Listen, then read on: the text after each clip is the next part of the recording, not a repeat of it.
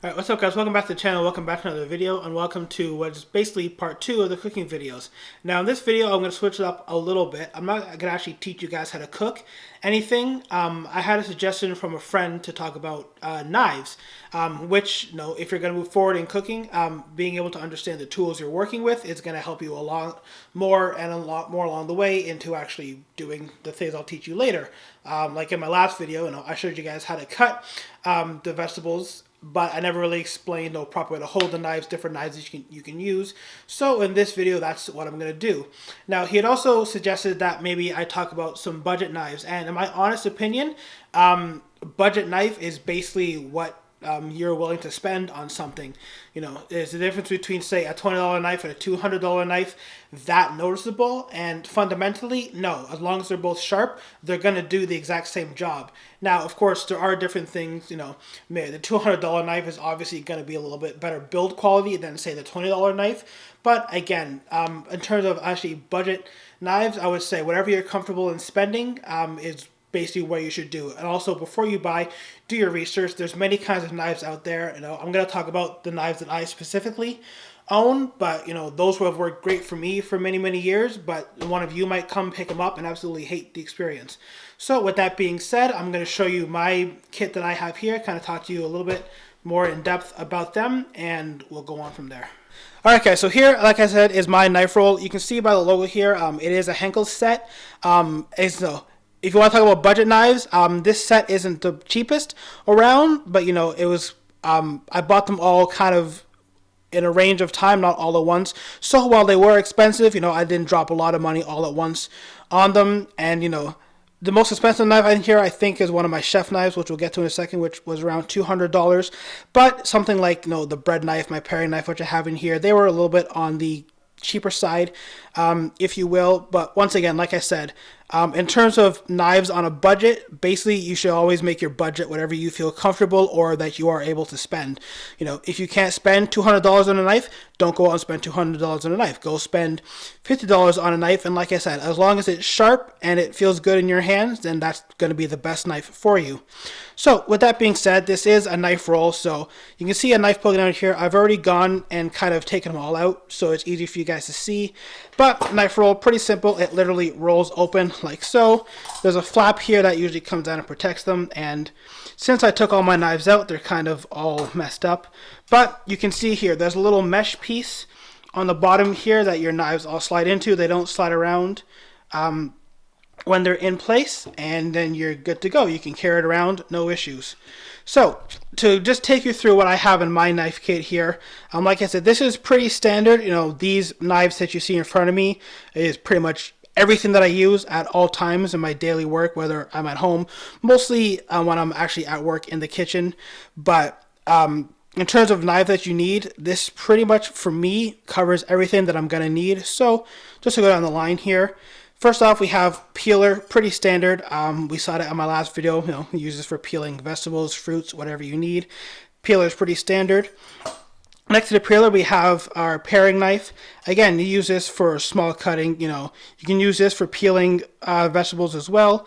The paring knife is kind of a little bit of a workhorse knife as well, again, for doing things on a smaller scale. I'll get to the uses in a future video. Beside the paring knife, I have my two chef knives. This one on the left here that I'm holding is kind of the older of my two. This was actually the first knife that I got. My uncle actually bought this for me. Fun fact, he's also a chef. So when I started getting into this whole career, he got me this knife to kind of start off my set. And then, like I said, down the line, I've kind of finished it out on my own. With help from my parents. My mom's currently sitting over there, so if I didn't give her a shout out, she'd probably flick me. But anyways, so these are my two chef knives. You can see there's subtle differences in them. This one here is a standard 12-inch chef knife, and it's completely flat blade. And this one here, you can see it has some ridges on it.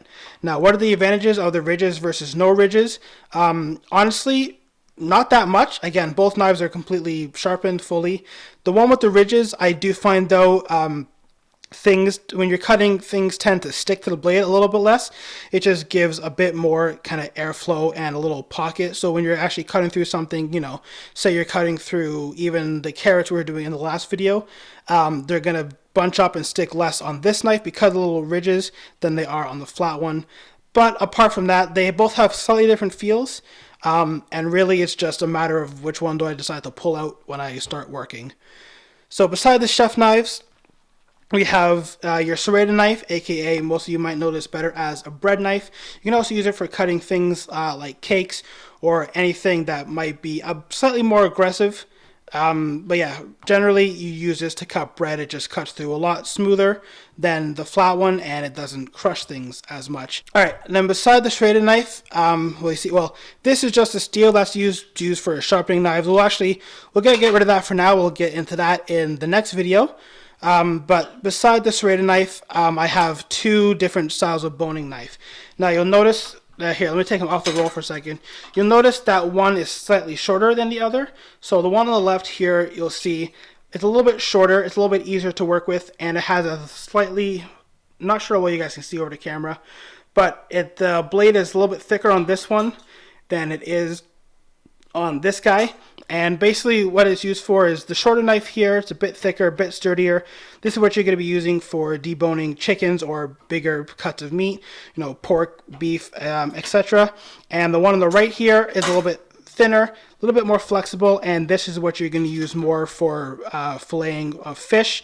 You can even do, if you're trying to do some fine cuts on maybe fruit or something that's a little bit more delicate, you can use this. Like I said, it's a bit flimsier, it has a bit more give, you can work it around better, and especially if you're doing fish or something that needs some more kind of finessing, the thinner blade is going to do a lot better. And the thicker blade, again, if you're cutting through a chicken, something a bit heavier, you're going to want to use the thicker blade. So that's basically your quick overview of knives. Like I said, this whole set, I actually don't remember what this whole set cost me. Like I said, I know for a fact that this knife was around $200. Once again, this is a Henkel set, but you can get something that's this exact same set for a lot less money. Once again, stick to your budget. Do your research, and you might seem like the crazy person going to a store and trying a whole bunch of knives, but the most important thing I would say when you're picking a knife is having one that feels comfortable in your hand. Doesn't matter what anybody else thinks, as long as it feels comfortable and fits your hand nicely, that's the way to go. Because if you're cutting stuff for hours on end, the last thing you want is your hand to be tired. Okay, so just real quickly here before I wrap things up, literally, you can see here, like I mentioned, there's a little mesh piece here that securely holds all your knives in place. So if you kind of shake it around, things aren't going to go anywhere. And then to close it up, you just fold the flap back. You can see everything's nice and covered, nice and protected, so you're not going to hurt your hands at all. And then because it's a knife roll, you literally roll it up, Velcro the straps down, and that completely did not work at all. Take two.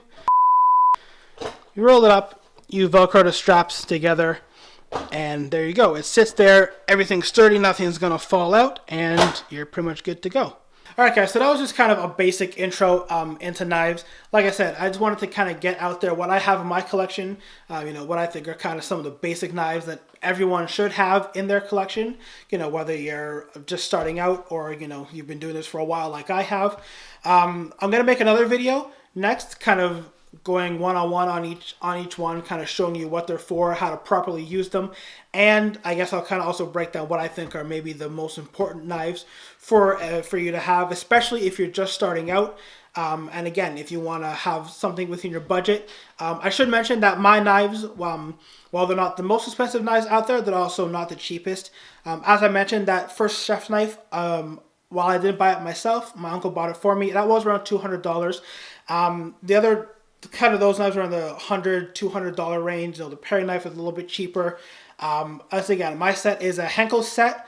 Unfortunately, this particular one, they don't actually manufacture anymore. So I'm not sure, maybe, you can buy something if someone has stock already. But I would say my knife set is kind of middle of the range in terms of affordability. Obviously, of course, there are knives that are a lot cheaper. There are ones that are way more expensive that, might in some ways look cool, but my knife's $200. Would I use a knife that costs maybe $2,000? I know they exist. Would I? Yes. Would I want to use something like that every single day? No. So that's another kind of pros and cons that you have to weigh out when you're buying knives. Like I said, You know, what's the best kind of knife out there? Obviously, two things. The best kind of knife out there is one that feels most comfortable to you and which also fits within your budget. So like I said, if you can't afford a $200 knife, go buy a $20 knife. You know, I'm going to make a video down the line a little bit here on how to properly sharpen knives. So like I said, as long as both knives are sharpened, your $20 knife is going to work just as well as your $200, $2,000 knife. So that's going to do it for this video, guys. If you enjoyed it, please give it a big thumbs up. Remember to subscribe to the channel. I have a lot more cooking videos coming in the next little while. So stay tuned for those, and I'll see you on the next one. Bye.